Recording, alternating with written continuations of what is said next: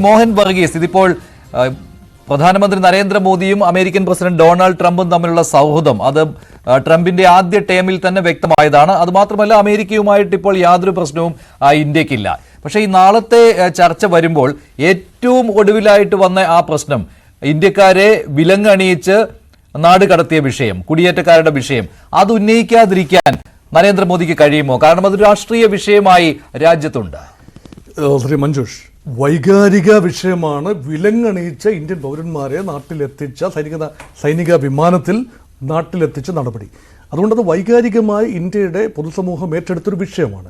അതേക്കുറിച്ച് എന്തെങ്കിലും ഒരു പ്രസ്താവന നടത്തിയില്ല എങ്കിൽ ശ്രീ നരേന്ദ്രമോദിക്ക് മുഖം നഷ്ടപ്പെടും എന്ന ഒരവസ്ഥയുള്ളത് കൊണ്ട് തീർച്ചയായും അത് ഒരു ഇലയ്ക്കും മുള്ളിനും കേടില്ലാത്ത രീതിയിൽ പരിഹരിച്ചു പോകാനുള്ളൊരു തന്ത്രപരമായ ശ്രമം അവിടെ ഉണ്ടാകും. പക്ഷേ ഏറ്റവും അധികം അതിന് പിന്നിലെ കാതലായ വിഷയം സമഗ്രമായ കുടിയേറ്റ നയം തന്നെയാണ്. അപ്പോൾ ഇന്ത്യൻ വംശജരെ എങ്ങനെ ബാധിക്കുമെന്നതിനെക്കുറിച്ച് വിശദമായ ചർച്ചയും ഒരു വ്യക്തമായ ധാരണയും ഉണ്ടാകാൻ സാധ്യതയുണ്ട്. അത് മാത്രമല്ല 18,000-ഓളം അനധികൃത കുടിയേറ്റക്കാരെ കണ്ടെത്തിയിട്ടുണ്ട്, ഇന്ത്യക്കാരെ എന്നാണല്ലോ കണക്ക് വന്നിട്ടുള്ളത്.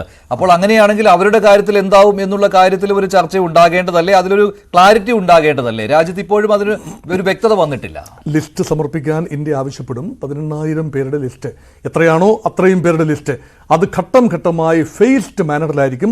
കുറച്ചുകൂടി ഓണറബിളായ രീതിയിൽ അവരെ കൊണ്ടുവരാനുള്ള സംവിധാനം ഒരുക്കാനുള്ള തീരുമാനമുണ്ടാകും. അത് അനൗപചാരികമായ സംഭാഷണങ്ങളിൽ നടക്കേണ്ട കാര്യമാണ്. ഔപചാരികമായ അമേരിക്കയുടെ നയമാണ്. ഇന്ത്യൻ വിദേശകാര്യമന്ത്രി ജയശങ്കർ പറഞ്ഞു വെച്ചതുമാണ്. ഇത് അമേരിക്കയുടെ രീതിയാണ് വ്യക്തമാക്കി അതിനാൽ തന്നെ അതിനപ്പുറത്തായിട്ട് എന്തെങ്കിലും പ്രധാനമന്ത്രിക്ക് ഉന്നയിക്കേണ്ട ആവശ്യം വരുമോ? അങ്ങനെ ഉന്നയിക്കുവാനുള്ള സാധ്യത കാണാനാകുമോ? കാരണം എന്താണ് അതിൽ ഇന്ത്യയുടെ നിലപാട്? അമേരിക്കയിൽ നിന്ന് അനധികൃത കുടിയേറ്റക്കാരെ രാജ്യത്തേക്ക് തിരിച്ചയച്ചതിൽ, അതിൽ വിലങ്ങണിയിച്ചതിൽ പോലും അസ്വാഭാവികമായിട്ടൊന്നുമില്ല എന്ന് ഇതിനകം തന്നെ വിദേശമന്ത്രി പാർലമെന്റിൽ പറഞ്ഞതാണല്ലോ. അത് ആദ്യം പറഞ്ഞത് സ്വല്പം അങ്ങനെ പറയേണ്ടായിരുന്നു എന്ന് ഒരുപക്ഷെ വിദേശകാര്യമന്ത്രിക്കും ഒരുപക്ഷെ തോന്നിക്കാണാം. കാരണം ഇതൊരു പൊളിറ്റിക്കലി കറക്റ്റ് സ്റ്റേറ്റ്മെന്റ് ആയിരുന്നില്ല. അതേക്കുറിച്ച് ഒന്നും പറഞ്ഞില്ലായിരുന്നെങ്കിലോ ക്ലാരിഫിക്കേഷൻ പിന്നീട് മന്ത്രാലയത്തിന്റെ ഭാഗത്തുനിന്ന് വരികയും ചെയ്താൽ നല്ലതായിരുന്നു. പക്ഷേ അങ്ങനെയല്ല സംഭവിച്ചത്. ഇവിടെ കാതലായ പ്രധാന വിഷയങ്ങൾ എന്ന് പറയുന്നത് ടാരിഫുമായി ബന്ധപ്പെട്ട കാര്യങ്ങളാണ്. അതിന് തുടക്കം കുറിച്ചു കഴിഞ്ഞ ഒരു ട്രേഡ് വാറിന്, ഇന്ത്യ അമേരിക്ക വ്യാപാര യുദ്ധത്തിന് ഇന്ത്യക്ക് താല്പര്യമില്ല, ഒരു പക്ഷേ അമേരിക്കയ്ക്കും താല്പര്യമില്ല. അതിനുള്ള ആദ്യ സൂചനയായി അമേരിക്കയുടെ ഗുഡ് ബുക്സിൽ ഇടം പിടിക്കുന്നതിന് വേണ്ടിയുള്ള ആദ്യ സൂചനയായി നിർമ്മലാ സീതാരാമൻ അവതരിപ്പിച്ച ബജറ്റിൽ ചില നിശ്ചിത അമേരിക്കയിൽ നിന്നും ഇന്ത്യയിലേക്ക് ഇറക്കുമതി ചെയ്യുന്ന ചില ഉൽപ്പന്നങ്ങളെ തെരഞ്ഞുപിടിച്ച് അവയുടെ നികുതി ഘടനയിൽ പരിഷ്കാരങ്ങൾ വരുത്തി ഡൗൺവേർഡ് റിവിഷൻ, അതൊരു കാര്യം. രണ്ടാമത്തെ കാര്യം ഇലക്ട്രിക് വാഹനങ്ങൾ. അതുകൊണ്ട് ടെസ്ല ഉൾപ്പെടെയുള്ള അമേരിക്കയുടെ ഓട്ടോമൊബൈൽ ജയന്റ് ആണ് ഇപ്പോൾ പുതിയ തലമുറ ഇലക്ട്രിക് വാഹനങ്ങൾ. ഒരുപക്ഷെ ട്രംപിന്റെ നയം ഇലക്ട്രിക് നയമല്ല, ഹൈഡ്രോകാർബൺ നയം തന്നെയാണ്. എങ്കിൽ പോലും ടെസ്ലയുടെ സ്ഥാപകൻ ഇലോൺ മസ്കുമായുള്ള ട്രംപിന്റെ സവിശേഷമായ ബന്ധം, അതുമാത്രമല്ല അമേരിക്കൻ രാഷ്ട്രീയത്തിലും അമേരിക്കൻ വ്യവസ്ഥയിലും ഇപ്പോൾ ഇലോൺ മസ്ക് ചെലുത്തുന്ന സ്വാധീനം പരിഗണിക്കുമ്പോൾ ഇന്ത്യയിലേക്ക് വളരെ വലിയ തോതിൽ ടെസ്ല കടന്നു വരാനും ഒരുപക്ഷെ ഇവിടുത്തെ ഓട്ടോമൊബൈൽ ജയൻസ് മഹീന്ദ്ര, ടാറ്റ മുതലായ, അതുമാത്രമല്ല മറ്റ് ഇലക്ട്രിക് വെഹിക്കിൾസ്, അതെല്ലാം തന്നെ വലിയ ഭീഷണിയാകാനുള്ള സാധ്യതയുണ്ട്.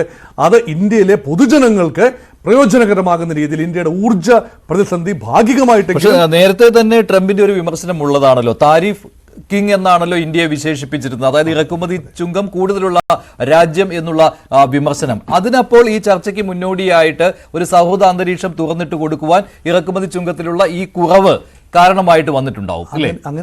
അങ്ങനെയാണ് ബഡ്ജറ്റിൽ അത് സൂക്ഷ്മമായി ഇന്ത്യൻ ബഡ്ജറ്റ് പ്രൊവിഷൻസ് പരിശോധിക്കുമ്പോൾ മനസ്സിലാകുന്നത് ആ ഒരു ദിശാമാറ്റമാണ്. കഴിഞ്ഞ ബഡ്ജറ്റിൽ എന്നും കൊണ്ടുവരാതിരുന്ന ആ ഒരു മാറ്റം ഇപ്പോൾ ഇന്ത്യയുടെ ബഡ്ജറ്റിൽ കൊണ്ടുവരുമ്പോൾ ദിശാസൂചകമാണ്. പക്ഷേ ഏറ്റവും പ്രധാനപ്പെട്ട കാര്യം നമ്മൾ ഉറ്റുനോക്കുന്ന വിഷയം ഇത് രണ്ടുമാണെന്ന് എനിക്ക് തോന്നുന്നില്ല.